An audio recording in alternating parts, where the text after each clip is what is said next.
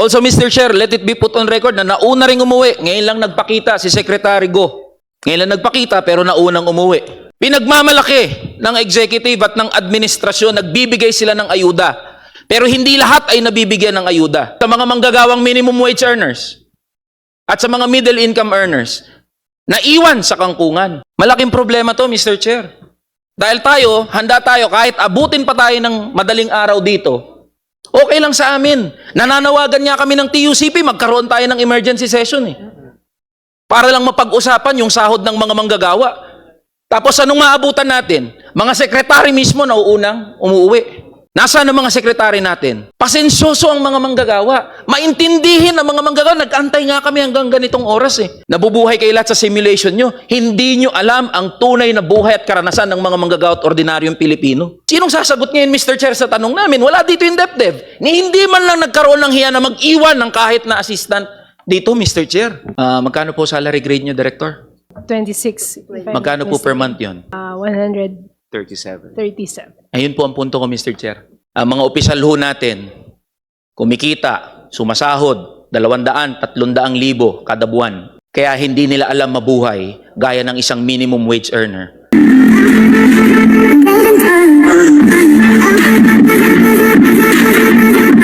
Maraming salamat, Deputy Speaker. We now call on the member of the minority as if this is a one-two punch from the labor sector. May we call on Congressman Elijah San Fernando. You have the floor from Kamanggagawa Party List. Thank you, Mr. Chair, but let it be put on record that the Department of DepDev is not even here. Nauna pang umalis, Mr. Chair. Yun yung pinupunto ni Deputy Speaker Raymond Mendoza. Na hindi prioridad ng executive at ng administrasyon ang mga manggagawa. Pero yun yung Mr. Chair, nauna pang umuwi. DepDev Secretary. Mga tanong ng mga manggagawa, nakapatungkol sa DepDev Also, Mr. Chair, let it be put on record na nauna ring umuwi. Ngayon lang nagpakita si Secretary Go. Ngayon lang nagpakita pero naunang umuwi. Lagi nga natin nakikita sa mga committee hearings, Mr. Chair, si Yusek Adriano. Dapat may promote na nga si Secretary Adriano, si Yusek Adriano. Ang punto lang dito, Mr. Chair, nag-prepare kami ng mga tanong na naka-address sa DepDev, sa economic managers, lalong-lalo na sa DepDev, dahil yan ang lead agency na nakatoka na magbigay ng mga rekomendasyon patungkol sa national economic policy natin. At wala sa current national economic policy, wala ni isang statement, Mr. Chair. Walang kahit anong policy recommendation, walang kahit anong policy statement, walang kahit anong intervention sa mga wage earners natin, particularly minimum wage and middle income earners. Pinagmamalaki ng executive at ng administrasyon, nagbibigay sila ng ayuda. Pero hindi lahat ay nabibigyan ng ayuda. Nagpapasalamat ang mga transportation workers na nabibigyan sila ng ayuda. Pero hindi lahat ng transportation workers nabibigyan ng ayuda. Pero anong tindig ng administrasyon sa mga manggagawang minimum wage earners at sa mga middle income earners? Naiwan sa kangkungan. Walang intervention ang gobyerno. Walang kahit anong pronouncement ang administrasyon. Natulungan man lang ang mga minimum wage earners. Malaking problema to, Mr. Chair. Dahil tayo, handa tayo kahit abutin pa tayo ng madaling araw dito, okay lang sa amin. Nananawagan niya kami ng TUCP, magkaroon tayo ng emergency session para lang mapag-usapan yung sahod ng mga manggagawa. Tapos anong maabutan natin? Mga sekretary mismo na unang umuwi. Anong mensaheng pinaparating yan sa mga manggagawa? Na kahit nasa gitna tayo ng krisis, nasa gitna ng pagdurusa ang mga manggagawa at ordinaryong Pilipino, nasaan ang mga sekretary natin? Anong pronouncement ng gobyerno sa mga wage earners natin? Wala tayong marinig. And this is exactly the platform, Mr. Chair. Pasensyoso ang mga manggagawa. Maintindihin ang mga manggagawa. Nag-antay nga kami hanggang ganitong oras para lang makausap yung mga economic managers natin. na alam ng labor movement na nangunguna rin na humaharang sa any wage increase. Economic managers ang pumatay sa legislated wage increase 200 pesos. At alam din ng labor movement na economic managers ang nasa likod ng hindi pag-usad ng National Minimum Wage Bill, House Bill number 8081 dito sa House of Representatives. We all know that. And this is the platform, the right platform, Mr. Chair, for us to talk with them and implore them. Now, sana man lang mapag-usapan natin yung sahod ng mga manggagawa.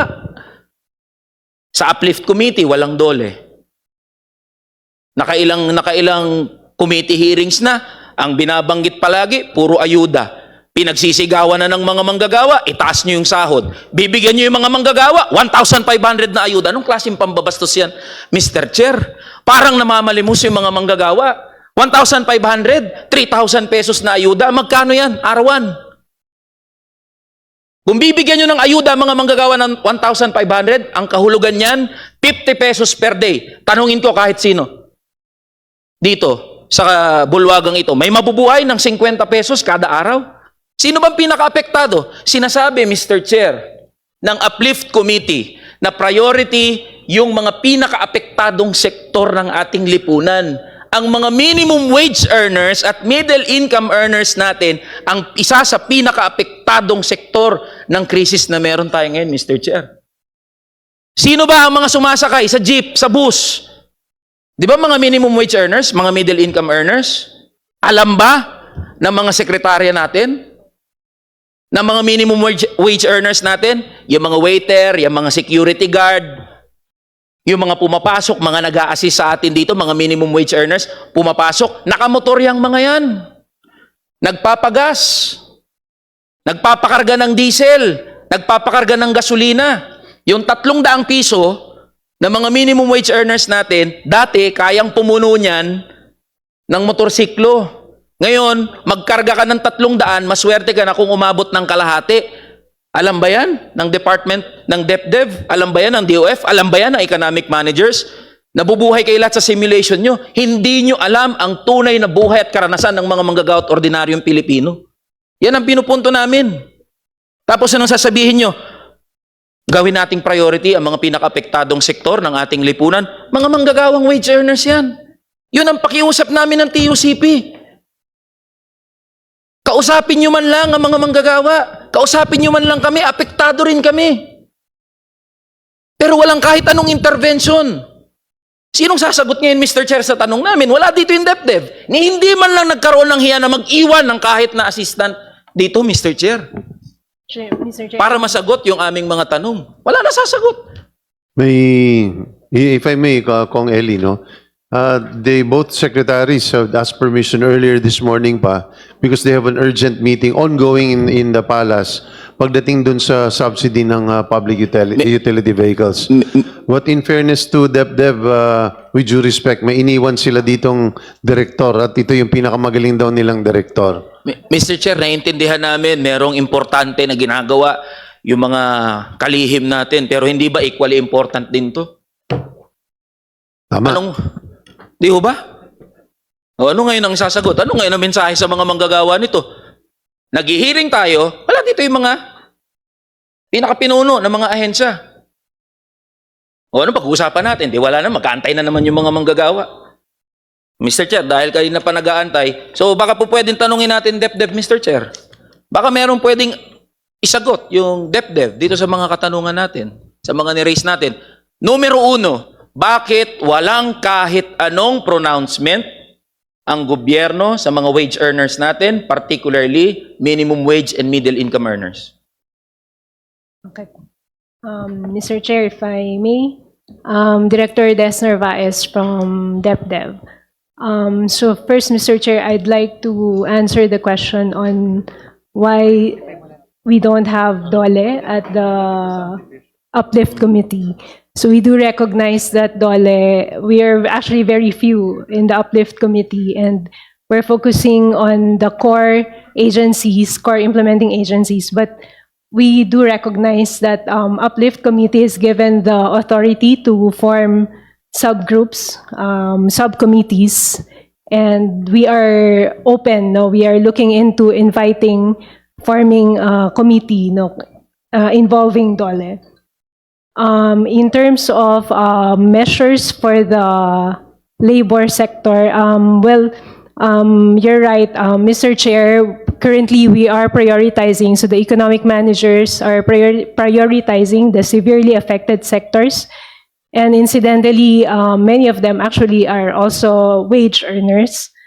In terms of other concrete measures, we are currently focusing on ensuring that we protect the job creation. As much as possible, we would want to minimize job losses because as presented by the Secretary earlier, we do expect if the war lingers, no, it becomes protracted, we do expect some fallout also in the labor sector. And the priority now, apart from taking care of the severely affected sector, the priority is to precisely minimize job losses.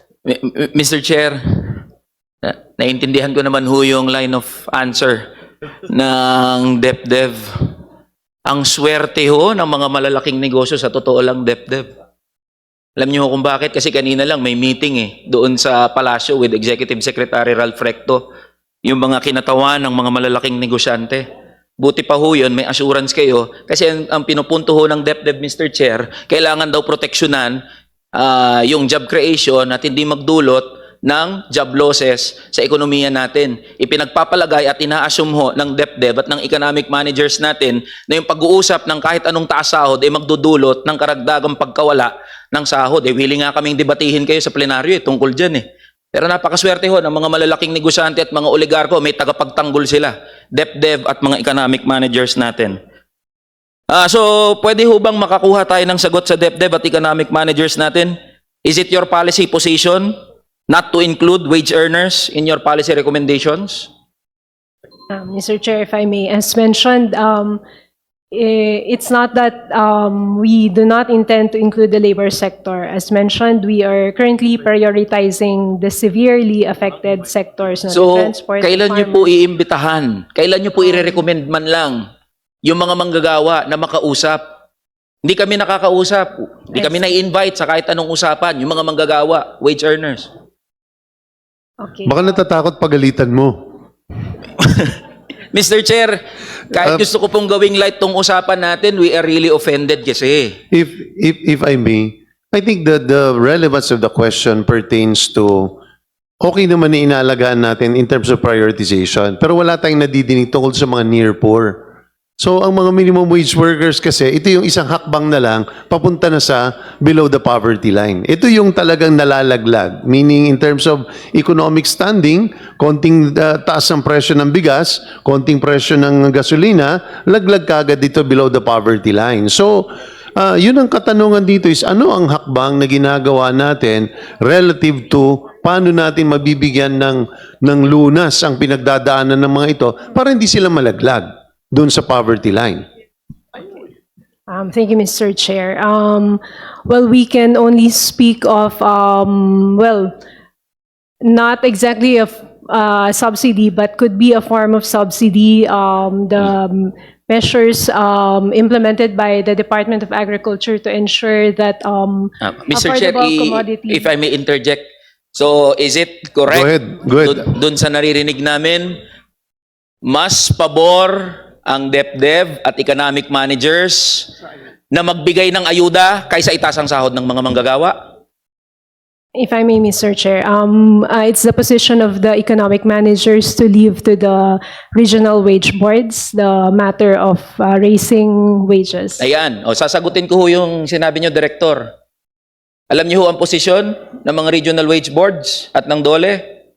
Wala nga asahan na taas sahod sa Mayo 1. Ano po ang komento ng DepDev dito? Sabi nyo, ipagpapaubaya sa mga regional wage boards. Nagsalita regional wage boards, wala nga asahan na taas sahod. Ano pong posisyon ng gobyerno dito? Mr. Chair, if I may, I will speak as member of the wage board of the NCR. I am not aware of such statement. In fact, we will convene as scheduled by May. Yusek Bitonyo ho ang nagsabi. I see. Mm. Okay, I have not heard of that, but Gawa na ng FEG yun. Ngayon po, aware na si Director. Di ho ba? Hindi, punto ko, aware, hindi ka aware, Director. Ngayon, aware ka na si Yusek Bitonyo, sinabi yun. So, ulitin ko ho, mas pabor ho ba ang economic manager sa pagbibigay ng ayuda kaysa itaas ang sahod ng mga manggagawa? It's a yes or no? Ano lang, question. okay. Okay, if I may, the capacity of the economic manager is only with respect to providing subsidies. So we live, Ayun. I maintain that position that we live. Ayun po. with Maraming the salamat po, knowledge Director. At least nalaman ng mga manggagawa ngayon sa 5 milyong minimum wage earners who are watching and who will be watching this hearing, wala nga asahang taas sahod, banggit ng economic managers, mas ipapriority ang pagbibigay ng ayuda kaysa itaas ang sahod. Kung magkano ang ayuda, hindi natin alam. Pero ako na po nagsasabi sa inyo, sa Mayo 1, asahan nyo, ang mga manggagawa, kikilos sa pinakamaraming bilang dahil po dyan sa binanggit nyo. Wala nga asahang taas sahod, bibigyan na lang ng ayuda. Panghuli na lang po, Mr. Chair. Maraming salamat po sa inyong Sinusuko ko yung oras ko sa iyo. Sige, para may tanong mo yung huling tanong. So kung yun po ang policy pronouncement ng economic managers ho natin, tama ho ba na ang mga economic managers natin ay tutol sa hakbang? Kaya po tayo nag-uusap ng ganito kasi kailangan ho namin kumuha ng cue mula sa inyo. Ano ba ang gagawin namin sa Kongreso eh? Sa kasalukuyan ho, may mga naka-file na mga wage bills. Isa dito ang legislated wage increase, 200 pesos. Pinangungunahan ho ng ating Deputy Speaker, Raymond Mendoza. Isa rin ho naka-file sa atin ay yung House Bill number 8081 para naman sa mga manggagawa natin sa probinsya, maipantay na yung minimum wage, Luzon, Visayas, Mindanao. So ano po ang policy position ng economic managers natin? Una, sa legislated wage increase, ngayong nasa krisis tayo. Pangalawa, sa pagbubuwag ng mga regional wage boards, ngayong nasa krisis tayo. Sige po, pakisagot, ang Director. Okay, thank you, Mr. Chair. We will reiterate the position we submitted, I think, late last year, and that's in consonance with the position of the economic managers that we are in support of, strengthening the regional wage board instead of coming up with a legislated wage hike. Okay po. Mr. Chair, maikling clarification na lang po. Sige. Mabilis na lang po to. I-wrap up mo na yan. Sige. Yusek Adriano, if I may ask po. Yusek Adriano, magkano po ang salary grade ng isang undersecretary sa DOF po? Pakiulit yung tanong. Magkano po ang salary grade ng undersecretary? Kayo po, Yusek. 28 ba? Mr. Chair, I'm not actually familiar. 30? Ang USEC? SG salary grade 30, Mr. Chair. Okay po. Magkano po per month yun? Okay, for salary grade 30, that is 218,237. 218,000 po. Based on this okay po. table that we have. Director, tranche. Director, magkano po salary grade nyo, Director? 26. if I'm Magkano not po per mistaken. month yun? That would be 37. 137. Ayun po ang punto ko, Mr. Chair. Karamihan ho, ang mga opisyal ho natin, kumikita, sumasahod, 200,000, 300,000 kada buwan. Kaya hindi nila alam mabuhay gaya ng isang minimum wage earner. Lalong-lalo sa panahon ngayon na may krisis tayo. At ang maririnig natin sa economic managers, bigyan na lang ng ayuda ang mga minimum wage earners kaysa itaas yung sahod nila. Ganyan ka-detached sa realidad ang mga economic managers natin. Maraming salamat po, Mr. Chair. Maraming salamat, Kong Eli. Siguro bago tayo lumipat is bigyan ko rin ng pagkakataon kasi itong mga grupo din na ito ay nakasama ko rin noon na nakipaglaban para maalis ang buwis sa lahat ng minimum wage workers sa ilalim ng train. May gusto magsalita? Director, ano bang kuha natin dyan sa usapin ng... sige, maraming salamat. Salamat, Kaeli.